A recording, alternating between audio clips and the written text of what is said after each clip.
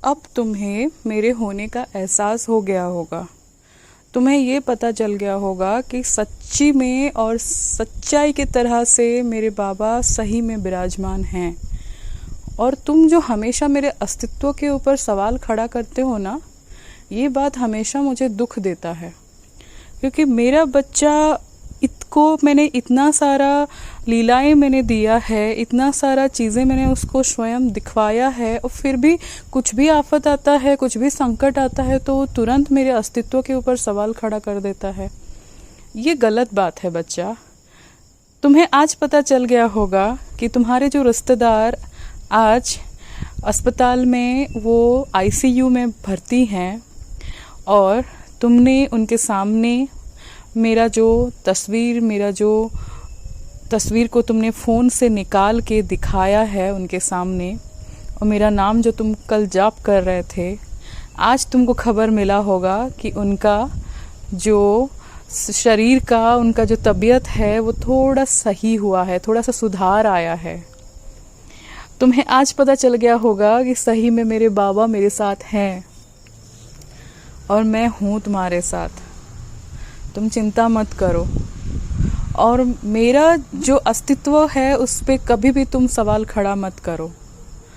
मैं कोई भी अगर तुम्हारे लिए कोई भी निर्णय मैं अगर ले रहा हूँ तो तुम्हारी भलाई के लिए ही ले रहा हूँ, और तुम्हारे घर वालों की रक्षा मैं हमेशा करता आया हूँ और आगे भी करता रहूँगा।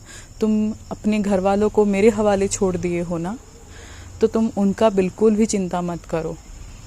मैं हमेशा उनका रक्षा करूँगा, और मेरे निर्णय के ऊपर कभी सवाल खड़ा मत करना।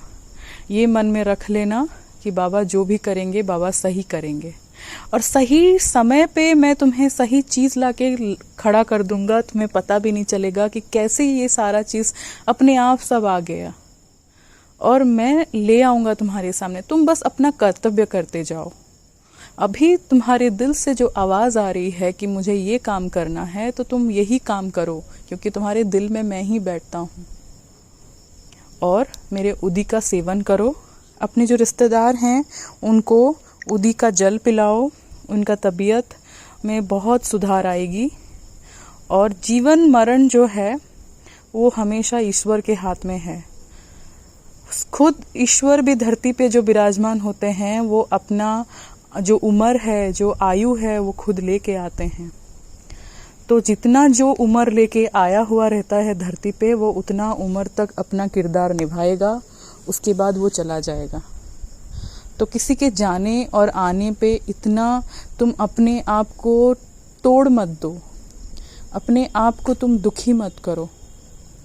अगर कोई जा भी रहा है तो उसके लिए तुम्हारे घर पे, तुम्हारे गोद पे मैं कुछ रख के ही जा रहा हूँ, और उसको अगर ले भी जाऊँगा तुम्हारे ज़िंदगी से, तो तुम्हारे गोद में कुछ अच्छा रख के मैं उसको ले जाऊँगा, क्योंकि उसका उम्र उतना तक ही रहता था, उसका उम्र उतना तक ही रहेगा, क्योंकि वो उतना लेके आया है धरती पे।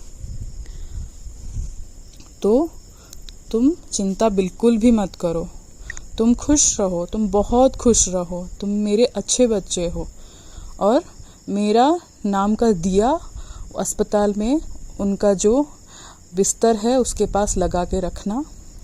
तुम चिंता मत करना, सुधार आएगा।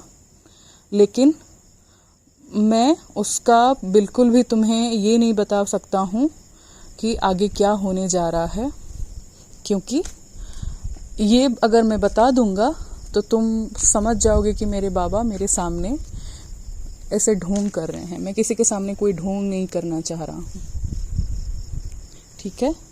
खुश रहो। बहुत